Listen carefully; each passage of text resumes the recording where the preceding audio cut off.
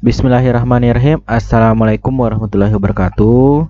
Baik, selamat pagi. Bagaimana kabarnya? Mudah-mudahan masih sehat-sehat saja ya. Masih bisa mengikuti pembelajaran pada hari ini. Oke, kali ini kita sudah memasuki materi baru, yaitu mengenai pengolahan bahan pangan, buah segar dan hasil samping buah menjadi makanan dan minuman. Pada materi sebelumnya kita telah mempelajari mengenai sayuran. Nah, sekarang kita akan mempelajari mengenai buah. Nah, kemarin kan juga sudah dijelaskan ya perbedaan antara sayuran dan buah. Kalau buah itu biasanya itu tidak perlu diolah, bisa langsung dimakan. Oke, bisa dipahami ya? Oke, untuk pertemuan kali ini akan kita bahas yaitu mengenai pengertian buah segar dan karakteristik buah-buahan. Oke, langsung saja. Yang pertama yaitu mengenai pengertian buah segar. Buah segar adalah bahan pangan yang tidak memerlukan pengolahan atau bisa langsung dikonsumsi. Buah segar itu dapat dimakan langsung ya. Nah, dia itu memiliki rasa yang beraneka ragam. Tentunya segar, bentuk dan warnanya juga menarik. Oke, bisa dipahami ya? Buah segar itu bahan pangan itu yang tidak memerlukan pengolahan atau bisa langsung dikonsumsi.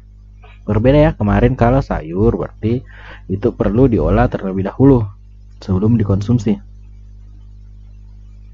Oke, biasanya kalau tanaman buah itu cuma dicuci saja ya, kemudian dibuka kulitnya kalau ada kulitnya, kemudian langsung dimakan. Oke, bisa dipahami? Kemudian selanjutnya materi yang kedua yaitu mengenai karakteristik buah-buahan. Nah, buah-buahan itu ada beberapa macam ya, dikelompokkan. Nah, sebagai berikut kita lihat. Yang pertama itu buah-buahan itu dikelompokkan berdasarkan musim berbuahnya. Nah, mungkin seringnya didengar musim rambutan, musim buah-buahan, musim mangga, musim durian. Nah, itu kan sebenarnya buah-buahan itu memang termasuk ke dalam buah-buahan yang musiman. Yang artinya buah itu hanya ada di waktu musim tertentu. Tidak sepanjang ya, tidak seterusnya ada, cuma di waktu tertentu. Nah, saya kasih contoh. Misalnya buah durian kan hanya ada pada waktu tertentu ya. Kedondong, buah duku, buah rambutan itu semuanya hanya pada waktu-waktu tertentu ya. Kemudian selanjutnya yang kedua itu ada buah yang sepanjang masa. Berarti jenis buah-buahan ini itu bisa tersedia sepanjang tahun. Buah ini dihasilkan dari tanaman yang berbuah sepanjang tahun. Itu tidak tergantung musimnya. Buah ini dapat dinikmati kapan saja kita mau makan, ada buah ini. Yang penting stoknya ada yang tersedia ya.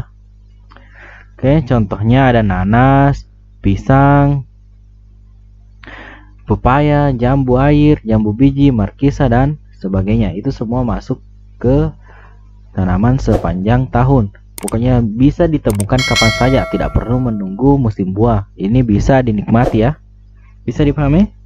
Kemudian selanjutnya berdasarkan iklim tempat berbuahnya. Nah, iklim itu ada iklim dingin, tropis, subtropis, gitu ya.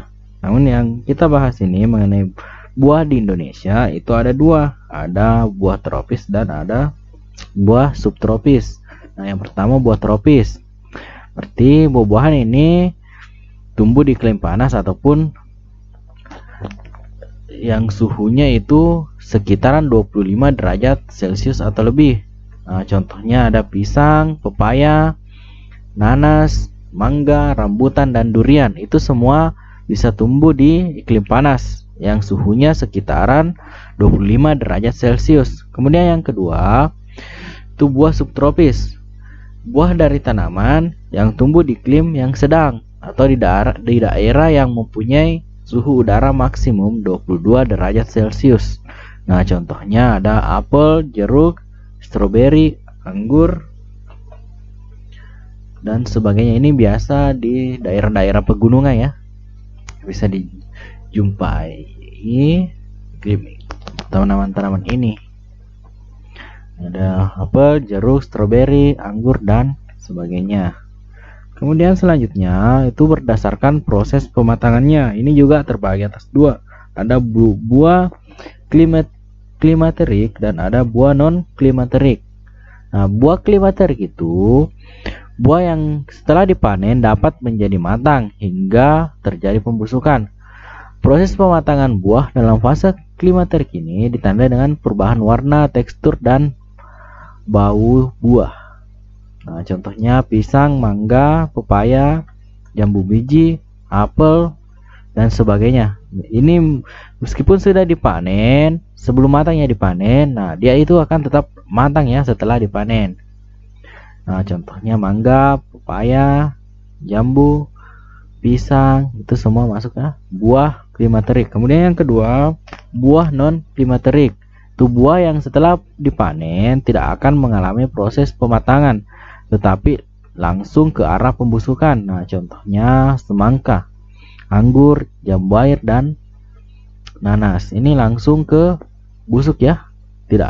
Tidak lagi menandakan tanda-tanda pematangan, tapi dia memang langsung busuk.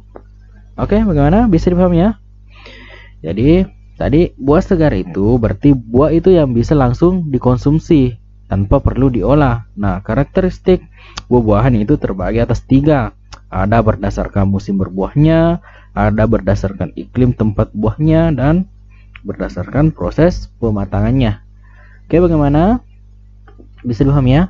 Oke, silahkan dicatat ya di buku catatannya. Jika misal ada materi yang kurang dipahami, silahkan bertanya ya. Oke, sekian, lebih dan kurangnya mohon dimaafkan. Wassalamualaikum warahmatullahi wabarakatuh.